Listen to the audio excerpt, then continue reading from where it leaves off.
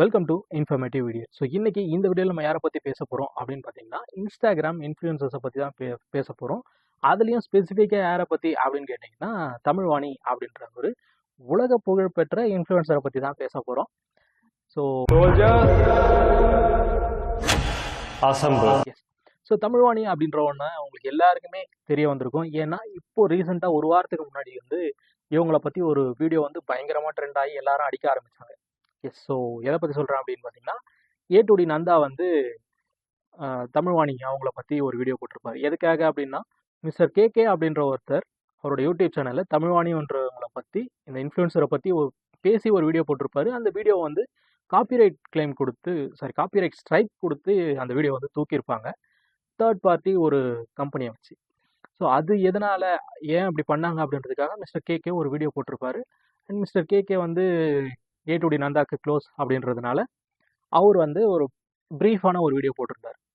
இது வந்து காப்பிரைட் ஸ்ட்ரைக்குள்ளே வருமா, ஆர்எல்ஸ் இவங்க வந்து இதை காப்பிரைட் கொடுக்கறதுக்கு தகுதியான ஆளா அப்படின்ற மாதிரி நிறைய விஷயங்கள் ஒரு பேசு பொருளாக மாறி எல்லாருமே மானாவாரியா தமிழ்வாணியா அப்படின்றவங்கள வந்து அடிக்க ஆரம்பிச்சாங்க.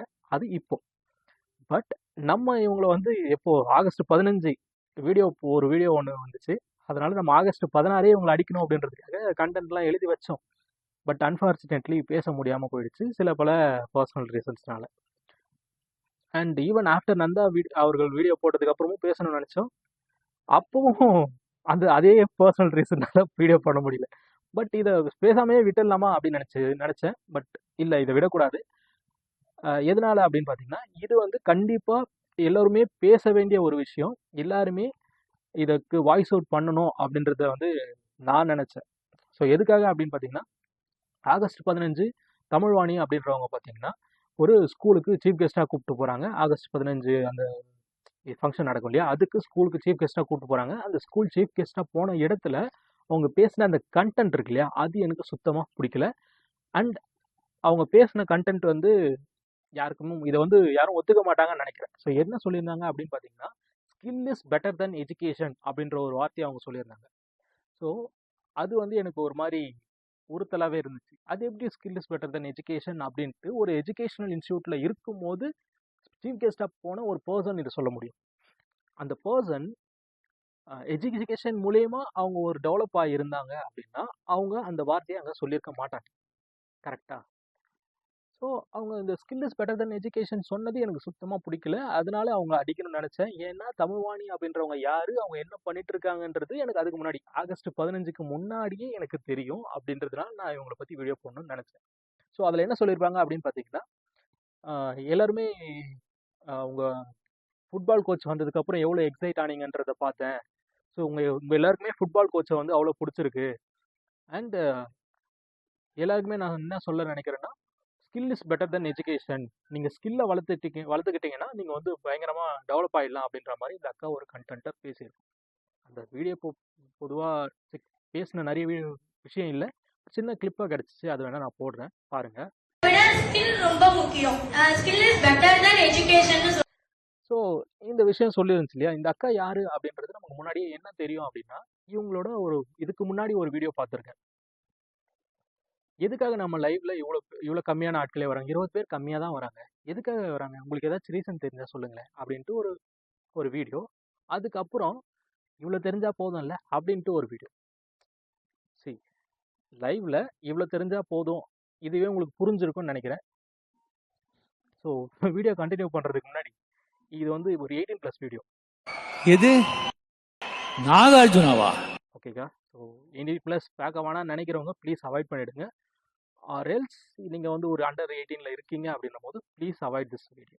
ஏன்னா கண்டென்ட்டை நான் சொல்லுவேன், அட் த மீன் டைம் சில பிளர் வீடியோஸும் வரலாம்.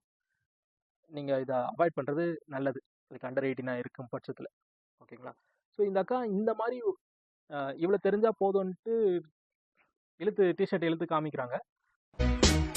எனக்கு ஏன் புரியவே மாட்டேங்குது, ஏன் லைவ் எல்லாரும் கம்மியாவே அட்டென்ட் பண்றாங்க? என்னவா இருக்கும்? உங்களுக்கு ஏதாவது ஐடியா இருக்கா? ஏன் எல்லாருமே கம்மியா லைவ் அட்டென்ட் பண்றீங்க? ஒரு 20க்குள்ளதான் எல்லாரும் வரீங்க. சரி, நமக்கு தான் வந்து அண்டர் 18 இல்லை.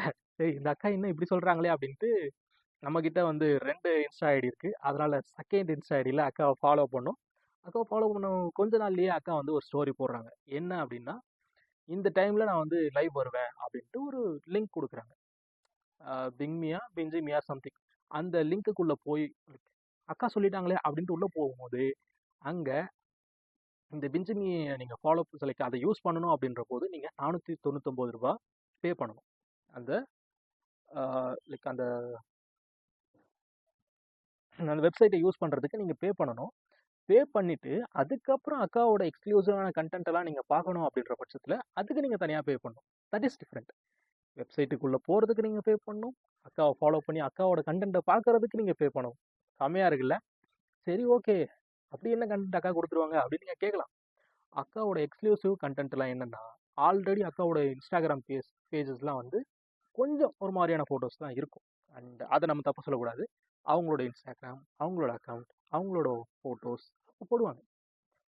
அதுல என்னெல்லாம் காட்டலையோ, அத இங்க காட்டுறேன் அப்படின்றதுக்காக ஒரு 799க்கு ஒரு ஒரு கேட்டகரி இருக்கு. எக்ஸ்க்ளூசிவ் ஃபோட்டோஸ் அப்படின்ற மாரி. தெரியல. அத வேணா ஸ்னாப் காட்டுறேன். ஸோ 799 ஒரு கேட்டகரி. இன்னொரு கேட்டகரி இருக்கு. Special video call. அக்கா கூட நீங்க 1 to 1 வீடியோ கால் பேசணும் அப்படி என்றால் 25,000 பே பண்ணணும் அப்படின்றது தான் அது. ஸோ நீங்க 25,000 பே பண்ணி அக்கா கூட எக்ஸ்க்ளூசிவா என்ன பண்ணுவீங்கன்றது நமக்கு தேவையில்லாது. அந்த மாதிரி ஒரு 3, 4 இருக்குங்க. ஒரு 14,500 ஒரு கேட்டகரி. அந்த மாதிரி ஒரு 5, 6 இருக்கு. ஸோ இதெல்லாம் வந்து இருந்துச்சு. நான் ஒரு ஏழைப்பட்டவன். அதனால நான் வந்து ரூ. 499 பே பண்ணல. அதுக்கப்புறம் கேட்டதையும் பே பண்ணல. பட் நான் வந்து பயங்கரமா ட்விட்டர்ல ஆக்டிவா இருக்கிற ஒரு பர்சன். இந்த சென்ஸ் பாலிடிக்ஸ் ஃபாலோ பண்றதுலயும் சரி, இல்ல வந்து சினிமா நியூஸ்ல ஃபாலோ பண்றது, இல்ல பொலிட்டீஷியன்ஸு. ஸோ அந்த மாதிரியான விஷயங்கள் எக்ஸ்க்ளூசிவ் கண்டென்ட் அங்க அடிக்கடி வந்துட்டே இருக்கும். அண்ட் ட்விட்டர்ல பாலிடிக்ஸ் சண்டை நிறைய நடக்குன்றதுனால நான் ட்விட்டர்ல ஆக்டிவா இருப்பேன். ஸோ அந்த டைம்ல வந்து அக்காவோட வீடியோ ஒன்று அங்க வந்துச்சு. ஒன்றும் இல்லை, ஒரு 15 நிமிஷம் வீடியோ. இங்க அந்த எக்ஸ்க்ளூசிவ் போட்டாங்க இல்லையா, அக்கா லைவ் வருவான்ட்டு, அந்த லைவை யாரோ கேப்சர் பண்ணி ட்விட்டர்ல போட்டு விட்டான். ஃபார் யுவர் கைண்ட் இன்ஃபர்மேஷன், இது 18+ வீடியோன்றதுனால சொல்றேன். ட்விட்டர்ல, அதாவது இங்க இந்தியன் கவர்மெண்ட் வந்து 18+ ஆப்ஸ் எல்லாம் பேன் பண்ணதுக்கு அப்புறம் எல்லாரும் ட்விட்டர் பக்கம் போயிட்டாங்க. ட்விட்டர்ல அது வந்து ரொம்ப சர்வசாதாரணமா கிடைக்கும். அப்படின்றதுனால ட்விட்டர்ல எல்லாமே காப்பி பண்ணி அங்க போட ஆரம்பிச்சிட்டானுங்க. சரி, இந்த வீடியோ பண்ணணும் அப்படின்றதுக்காக நானும் அந்த வீடியோவை பார்த்தேன். இப்போ ட்விட்டரை எதுக்கு சத்தியம் பண்ணுங்க எல்லாரும்? எதுக்கு ட்விட்டர் யூஸ் பண்றீங்க? எதுக்கு யூஸ் பண்ணாலும் இதுக்கு தானே யூஸ் பண்றீங்களா இல்லையா? அது தெரிஞ்சானே எலான் மார்க்ஸ் தான் எக்ஸின் மாத்தி வச்சிருக்கேன். அதுக்கு தான் மாத்தலானா? ஆமா. ஒரு 15 நிமிஷம் வீடியோ அக்கா வந்து பயங்கரமா பேசிட்டு இருக்காங்க. ஸோ நீங்க யூஸ்வலா நிறைய இடத்துல பார்த்துருப்பீங்க. ஒரு ஃபர்ஸ்ட் 10 மினிட்ஸ் பார்த்தீங்கன்னா அக்கா நீங்க பண்ற கமெண்ட்ஸ் பார்ப்பாங்க, அதுக்கு ரியாக்ட் பண்ணுவாங்க, நீங்க கேட்குற சில விஷயங்கள்லாம் செய்வாங்க. அண்ட் அந்த டைம்ல நீங்க வந்து அக்காவுக்கு பே பண்ணலாம். அந்த டைம்ல கேட்டது தான், ஏன் நம்மளோட லைவ்ல எல்லாரும் 20 பேர் கம்மியா இருக்காங்க, தெரிஞ்சா சொல்லுங்கன்ட்டு இங்க பேசினது தான் நான் ஃபர்ஸ்ட் பார்த்த அந்த கிளிப். சரி ஓகே, அக்கா இங்க தான் பேசியிருக்காங்கன்ட்டு தெரிஞ்சிருச்சு. ஃபர்ஸ்ட் 10 நிமிஷம் அக்கா இந்த மாதிரி தான் கண்டென்ட் பேசுனாங்க. அடுத்த 5 நிமிஷம் செய்கை தான். செய்கைன்னா தப்பா எடுத்துக்காதீங்க. அக்கா ஆல்ரெடி போட்டிருந்த ட்ரெஸ்ஸையே அரைகுறை ஆக்கிட்டாங்க. ஸோ இந்த மாதிரியான கண்டென்ட் போடுறவங்க தான் இந்த தமிழ்வாணி அப்படின்றவங்க. இல்ல அவங்க அப்படிலாம் கிடையாது அப்படின்ட்டு யாராச்சும் சொன்னாலும், இல்ல இந்த வீடியோக்கும் ஏதாச்சும் ஸ்ட்ரைக் வந்தாலும், அந்த வீடியோ நம்ம கிட்ட இருக்கு, ஆதாரம் இல்லாம நம்ம பேசக்கூடாதுன்றதுனால அந்த வீடியோ சேவ் பண்ணி வச்சிருக்கேன். சரி ஓகே, தேவைப்படும் அப்படின்றதுக்காக. அதுக்காக மட்டும்தான், வேற எதுக்காக. ஐயோ, இதுக்கு வேற என்னென்ன படம் தெரியலையே. என்னென்ன சொல்றான் பாருங்க, கம்பி கட்டுற கதையெல்லாம் எடுத்து போடுறாங்க. சரி, இந்த மாதிரியான கண்டென்ட்லாம் போட்டிருந்தாங்க. ஸோ மிஸ்டர் கேகே என்ன பேசியிருந்தாரு அந்த வீடியோலாம் அப்படின்னு பார்த்தீங்கன்னா, இந்த மாதிரியான பர்சன்ஸ்லாம் எதுக்கு ஒரு கல்வி நிறுவனங்கள் எஜுகேஷனல் இன்ஸ்டியூட்ல கூப்பிட்டு வந்து மாணவர்கள் கிட்ட பேச வைக்கிறாங்க, இது ஒரு தவறான முன்னுதாரணமா மாறிடும் அப்படின்றது தான் அவர் பேசின ஒரு 10-11 நிமிஷம் வீடியோன்னு நினைக்கிறேன். அதுல ஒரு சின்ன பார்ட் தான் இவங்கள பத்தி பேசினது, அதுக்கே அடிச்சு தூக்கிட்டாங்க. ஸோ இது நான் வீடியோ பண்ண நினைச்சதுக்கான காரணமும் அதுதான். இந்த மாதிரி வீடியோ பண்ற ஒரு பர்சன், அவங்க அந்த கல்வி நிறுவனத்துல என்ன சொல்லலாம், மேபி இவங்க வந்து நான் வந்து செலிபிரிட்டி அப்படின்றதுனால கூப்பிட்டுட்டேன். என்ன செலிபிரிட்டி அப்படின்னு தேடி பார்த்தா, இவங்க வந்து ஹாட் ஸ்டார்ல ஒரு சீரீஸ்ல நடிச்சிருக்காங்க. அதுவும் மெயின் லீட்லாம் கிடையாது, சைட்ல வந்து போற ஒரு கேரக்டர். அப்படி நடிச்சவங்கள வந்து கூப்பிட்டு பேச வைக்கிறாங்க. அந்த பேச வைக்கிற கண்டென்ட்டும் என்ன பாருங்க, நீங்க வந்து படிப்பை விட உங்க ஸ்கில்லை டெவலப் பண்ணிக்கணும், skill is better then education அப்படின்னு பேசுறாங்க. ஒரு கல்வி நிறுவனத்தில் நின்றுக்கிட்டு. அப்போ இந்த இந்த மாணவர்களுக்கு அவங்க ஒரு தவறான உதாரணமா மாறிடுவாங்க அப்படின்றது தான் மிஸ்டர் கேகே அவரோட கருத்தாகவும் இருந்துச்சு. என்னோட கருத்துமே அதுதான். அதுக்காக தான் வீடியோ பண்ணணும்னு நினைச்சேன் சொன்னேன் இல்லையா? ஸோ இது எப்படி மாறும் அப்படின்னா, இப்போ ஃபார் எக்ஸாம்பிள் நான் ஸ்கூல் படிக்கிற டைம்ல அதுக்கு முன்னாடி அதுக்கப்புறம் கொஞ்ச நாள் நல்லா இருந்துச்சு. எப்படின்னா, ஒரு ஸ்கூல்ல ஒரு ஃபங்க்ஷன் அப்படின்னா சீஃப் கெஸ்ட் கூப்பிடுவாங்க. இந்த சீஃப் கெஸ்ட் யாரா இருப்பாங்க அப்படின்னு பார்த்தீங்கன்னா, லைக் ஒரு போலீஸோ இல்லை வந்து ஆஹ், ஒரு கலைத்துறையில சாதனை பண்ணவங்களோ, இல்லை வந்து ஒரு டாக்டரோ, இல்லை வந்து எஜுகேஷன் லைக் அந்த டிபார்ட்மெண்ட்லயே கொஞ்சம் ஹையர் அஃபிஷியலாக இருக்கிறவங்க யாராச்சும் வருவாங்க. அவங்க ஒரு ஸ்பீச் கொடுப்பாங்க. அது என்ன மாதிரியான ஸ்பீச்சாக இருக்கும் அப்படின்னா, அந்த ஸ்டூடெண்ட்ஸ் அவங்களோட எக்ஸாம்ஸை எப்படி லைக் பயம் இல்லாமல் அப்ரோச் பண்ணுறது, எப்படி படிக்கலாம், எப்படி வந்து அவங்களோட கரியரில் டெவலப் ஆகலாம், அரல்ஸ் இந்த பர்சன் அவங்க வந்திருக்காங்க இல்லையா, அவங்க என்ன மாதிரியான ஸ்ட்ரகிள்ஸை ஃபேஸ் பண்ணி இப்போ இந்த நிலைமையில இருக்காங்க. ஸோ அந்த மாதிரியான விஷயங்களை ஒரு ஒரு மோட்டிவேஷன் கொடுக்கும்போது அது இந்த பசங்களுக்கு ஸ்டூடெண்ட்ஸ்க்கு இன்ஸ்பயர் ஆகி அதை ஒரு இன்ஸ்பிரேஷனாக எடுத்துட்டு அவங்கள மாதிரி வரணும், அரல்ஸ் இதை ஒரு முன்னகரமாக எடுத்துட்டு நம்ம முன்னாடி போகணுன்றது தான் வந்து மக்களுக்கு லைக் அந்த ஸ்டூடெண்ட்ஸ்க்கு ஒரு இன்ஸ்பிரேஷனாக இருக்கணும். பட் இப்போ என்ன ஆயிடுச்சு அப்படின்னா, இந்த சோஷியல் மீடியா வந்து பூம் ஆனதுக்கு அப்புறம் கல்வி நிறுவனங்களும் அவங்களோட ஸ்ட்ராட்டஜியை மாத்துறாங்க. முன்னாடிலாம் அவங்களோட ஸ்கூலோ காலேஜோ அதை வந்து ப்ரொமோட் பண்ணணும் அப்படின்னும் போது அவங்க என்ன பண்ணுவாங்கன்னா ஒரு ஆட் கொடுப்பாங்க.